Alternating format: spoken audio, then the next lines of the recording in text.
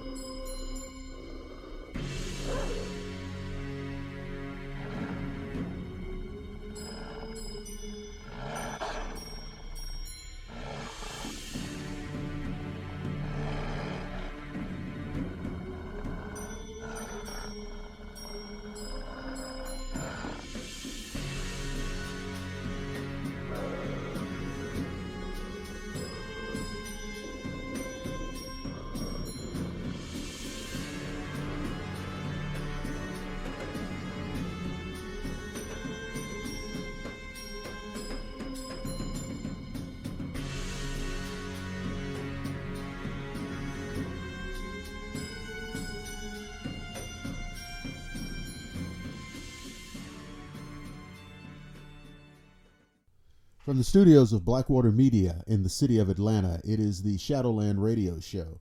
I'm your host, Dr. William Lester, and I'd like to thank you for listening in to this episode. As always, I'd like to begin the show by thanking those of you who have come on board as new listeners, subscribers on YouTube, where you can listen to the show.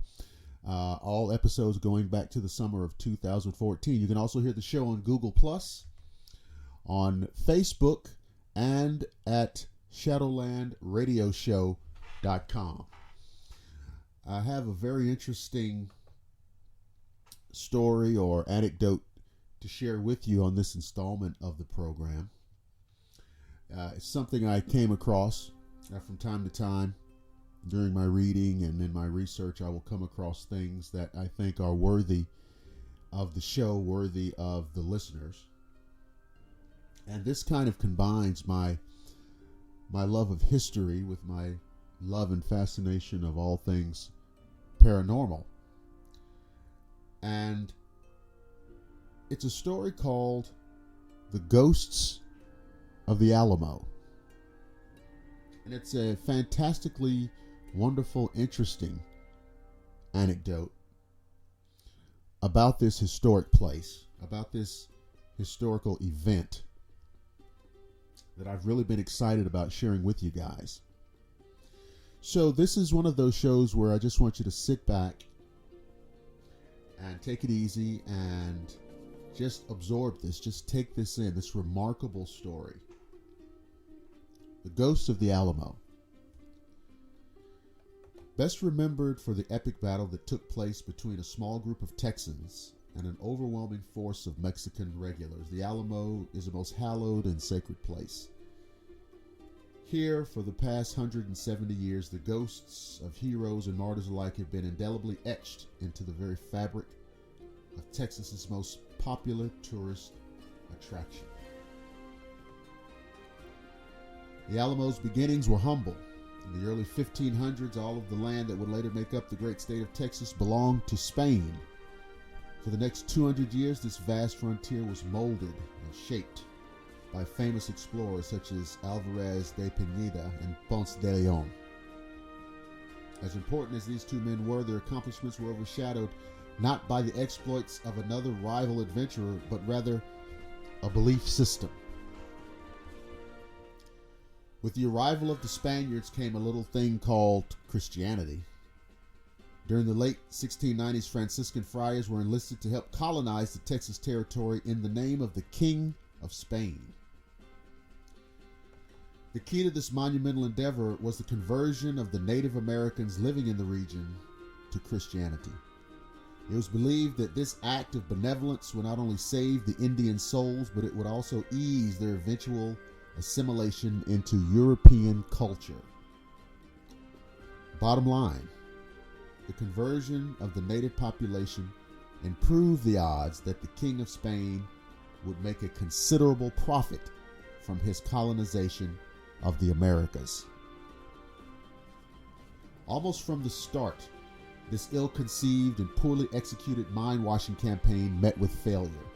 Hampered by repeated Indian attacks and food shortages, the friars were forced to abandon, quote, God's plan for the region. Unable to admit defeat, the Franciscan friars returned in the 1700s and established a series of frontier missions along a line that stretched from the present-day town of Guerrero all the way to the Rio Grande. In 1718, a group of monks constructed a small chapel in a cotton grove in San Antonio de Valero. This new mission system church was named the Alamo. Life at the mission was harsh for priest and parishioner alike.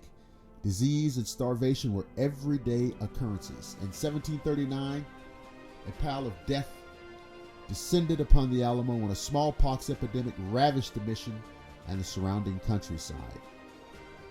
The friars who found themselves destined for service at the Alamo, it was anything but a slice of heaven. Most of the monks considered the Alamo to be at the end of the earth. To make matters worse, the miserable place fell out of favor with the greedy Spanish lords, who found the area in and around the Alamo to be all but devoid of natural gold deposits. It always gets down to that, doesn't it? Despite the lack of support from both church and state, over the next 50 years, the Alamo slowly expanded into a fortress, changing in both size and complexity. A small military garrison was stationed at the Alamo mission, and by 1789, a rectangular 8-foot-high stone and adobe wall had been constructed around the church and its 16 outer buildings. This barrier served as protection for the 275 men, women, and children living there from continued Indian attacks. In December 1802, a full company of Spanish soldiers was posted at the Alamo in the hopes that the increased military presence would dissuade any ideas the French or the United States may have had for the Texas territories. As it turned out, invasion by foreigners was the least of Spain's worries. Between 1805 and 1821, a series of unsuccessful uprisings turned New Spain into a hotbed of rebellion. For 16 tumultuous years, brave Indians, mestizos, and Creoles fought and died for their freedom until Spain relinquished its dominion over Mexico in 1821. Shortly after its creation, the Provisional Government of Mexico granted Anglo-Americans permission to establish colonies within the easternmost boundaries of the Texas territory. For the most part, both Anglo-American colonists and their landlords coexisted side by side without incident, but conflicting land claims and the Anglos' desire to be free often became a thorn in the side of pro-Mexican legislature in Mexico City. Visionaries such as Sam Houston believed that Texas should be self-governed, but one man, General Santa Anna, would never concede to a free Texas. Born in Veracruz in 1795, Antonio Lopez de Santa Anna loved two things: power and women.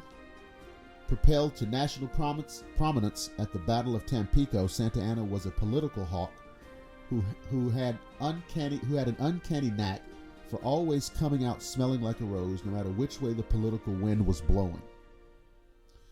Disenfranchised with the liberal legislative wrangling in Mexico City, Santa Anna, who controlled the might of Mexican military with an iron fist, took over the government in April 1834. His first official act was to proclaim himself the rightful emperor of Mexico. Emperor.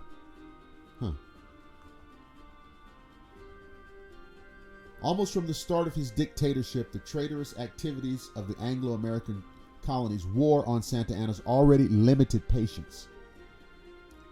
The colonies' refusal to disband their militias and their repeated demands for self-rule only served to ignite Santa Anna's wrath.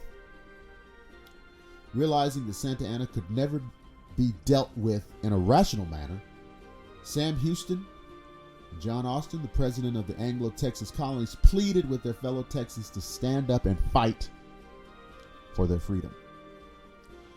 The seeds of rebellion were sown, and it did not take long before they blossomed into open conflict between the freedom-loving Texans and the Mexican army. Both sides thought ill of their counterparts. The Texans saw the Mexican military as invaders, and Santa Anna believed that the Anglo-American colonists were nothing more than ingrates. With no hope for a peaceful settlement in sight, Austin posted a call to arms on September 19, 1835. A series of early decisive Texan military victories at Gonzales, Goliad, and San Antonio created a false sense that the Mexicans had lost the will to fight, and that the war for Texan independence was all but over. Sam Houston, the commander-in-chief of the Army of Texas, knew Santa Anna better than anyone else, and he knew that more blood was yet to be shed in the name of Texas. In order to prepare for the fight he knew was going to come, Houston wanted to fortify the Alamo. He ordered Colonel Jim Bowie to take a contingent of men to San Antonio to assess the situation there. Upon his arrival at the Alamo, Colonel Bowie conferred with Colonel J.C. Neal, the post commander, on whether or not the mission should be abandoned. Several factors influenced Bowie's fateful decision to keep the Alamo from the Mexicans at all costs. The first was the condition of the Alamo itself.